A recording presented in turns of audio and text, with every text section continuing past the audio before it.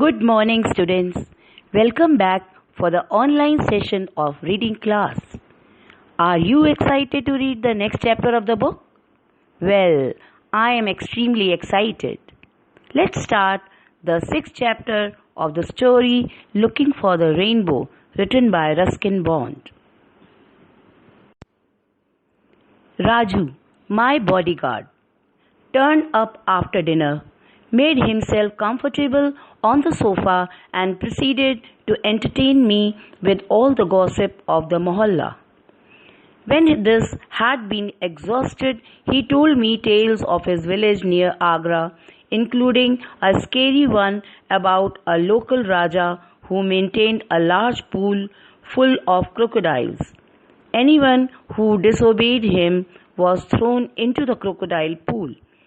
As the crocodiles had to be fed regularly, many innocent people, boys and girls included, were flung into the pool to please the Raja and his pets. That's why I'm here in Delhi, said Raju. If I had remained in my village, I would have been thrown into the pool sooner or later. Breakfast for the crocodile, I said.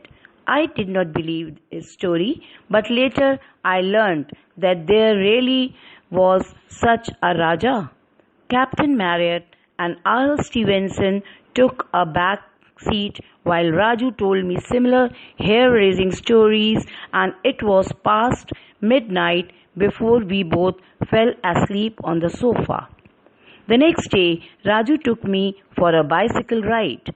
There was only the one bicycle, so of course I had to sit on the handlebar while he did all the work, pedaling furiously the whole time. The rains were over. Sticky September had come and gone, and we were slipping slowly into that time of the year when Delhi is at its most congenial. We rode all the way to India Gate and up and down all the roads in the capital area and ate syrupy gulab jamuns at a stall in the Bengali market. Tired out by his exertions, Raju fell asleep early that night, so I read a few pages of Captain Marriott, then fell asleep too. On the following day, the landlord and his wife invited me to have tea with them. There was bread and butter and strawberry jam. They were upper caste people and told me very gently that I should not be on the roads all day, roaming around with a low caste sweeper boy. I remained quiet. I was a stubborn boy and still very stubborn today, and when I wanted to do something, I did not get into an argument. I just did what I wanted to do. I finished all their bread jam, said thank you very politely, and went back to playing with Raju. There were, of course, other boys to play with, and sometimes I would join them in kicking a football around on the open ground in front of the telegraph offices.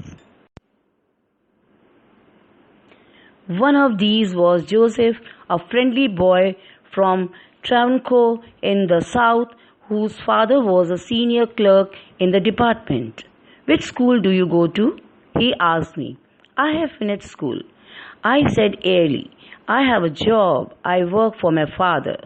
Raju had a job too, but out of sheer necessity, and so he could not go to school.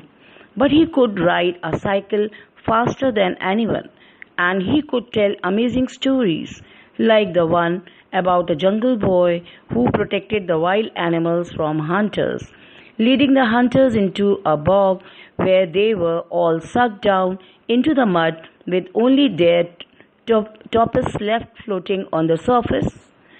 Raju was my hero, no doubt about it. After nearly a fortnight, my father came home from the hospital, looking very weak and tired. But he resumed his duties with codes and ciphers, and I resumed mine, sorting his stamps.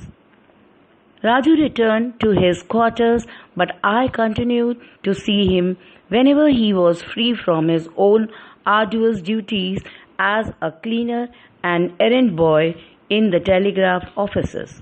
As winter set in, my father's health improved, and we began visiting the bookshops and cinemas again.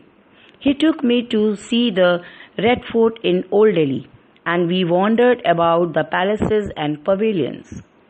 From its ramparts, we had a good view of the Yamuna as it wended its way across the countryside towards sacred Mathura and historic Agra. On the archway of one of the pavilions, there was a line in Persian which, translated by my father, went, "If there be a heaven on earth, it is this, it is this, it is this." The poet who had written that must have been a happy man, I thought. It was very windy on the ramparts of the fort, and a lot of blood had been shed within its confines, so it was not exactly my idea of heaven. I would have preferred eating cakes at Wenger's, but the view across the river was quite spectacular, and I suppose it was that which had inspired the poet.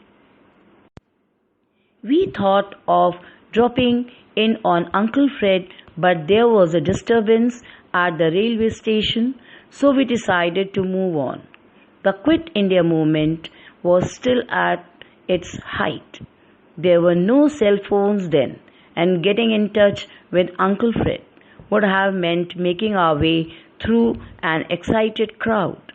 My father, in his uniform, might have been mistaken for a police officer, and policemen were not very popular at that time. We took a tonga to Maiden's Hotel, which was in a quiet corner of Old Delhi, and had our lunch on a sunny veranda.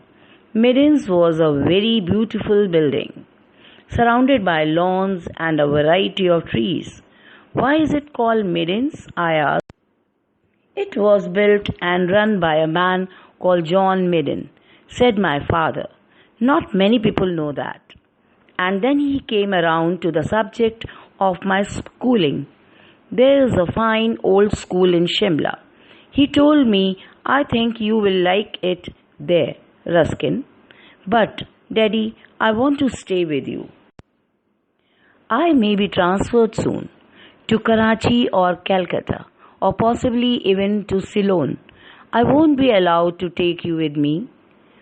Who will sort your stamps? Who will go to the pictures with you? There will be plenty of time for that during your holidays. And this war won't last forever.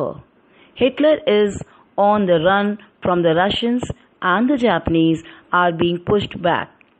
Another year or two and it will be over." He was right in his predictions about the war, but meanwhile I had to go to a boarding school again. I had enjoyed a year's holiday. Would I be able to catch up with the other children, or would I be the dunes of my class? And would my new school be as awful as the last one?